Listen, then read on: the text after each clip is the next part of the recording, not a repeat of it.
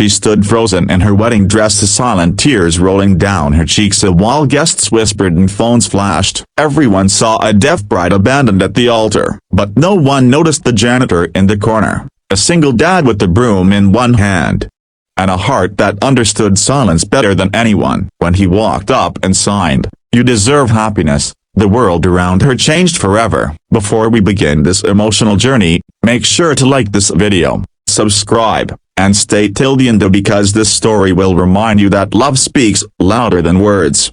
The church smelled of fresh lilies and candles. Anna stood at the altar, glowing in white lace, her hands trembling as she waited for her groom, Daniel. She had dreamed of this day her entire life, the one moment she believed she would finally belong, even in a world that often forgot how to listen. Being deaf since birth had taught Anna resilience, but not even that prepared her for what was about to happen. The guests began to whisper, their murmurs turning into uncomfortable silence. The best man nervously looked at his phone. 10 minutes turned into 20. The priest's eyes met hers with sympathy, and that's when Anna realized at the broken bar he wasn't coming. The air turned heavy, every breath a stab of humiliation. Her mother tried to comfort her, but Anna only saw pity in her eyes. The cameras were still rolling, the guests still staring. She couldn't hear their whispers, but she could see them. Poor girl, maybe he got cold feet. Why marry a deaf woman anyway? Anna ran out of the church,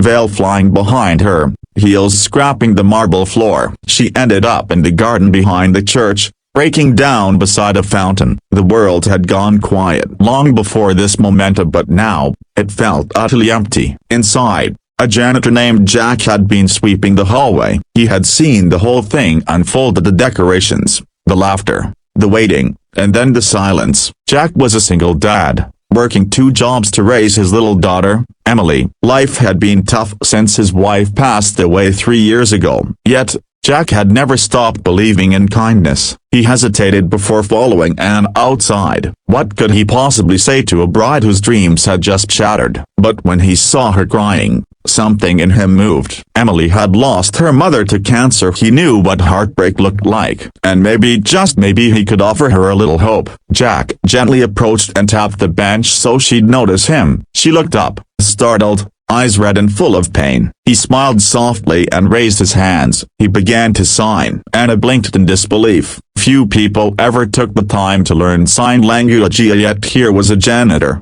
speaking her world's language. "You deserve happiness," he signed slowly, his hands trembling just a little. Her tears stopped for a moment. Then she asked, "How do you know sign language?" Jack smiled and pointed toward the small photo badge on his uniform, a picture of his daughter, Emily. "She's deaf too." Anna looked away, her shoulders shaking. "He said he loved me," she signed. "He said my silence didn't bother him, but he didn't show up."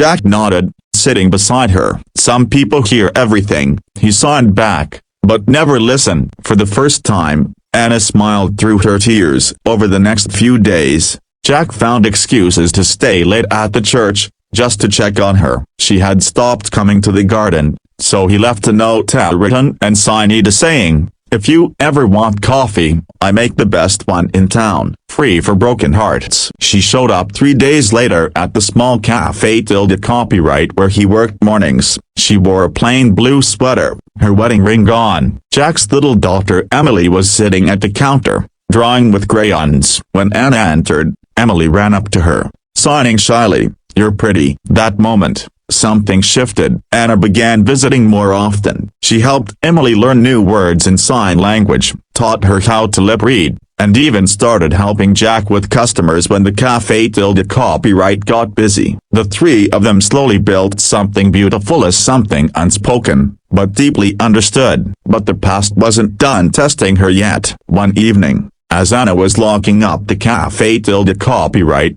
Daniel showed up. Sue twinkled, face pale with guilt. "Anna," he said, "I'm sorry." I panicked. I wasn't ready for a life of silence. Anna stared at him for a long time. Then she smiled softly and signed, "You were never ready for love." She walked away.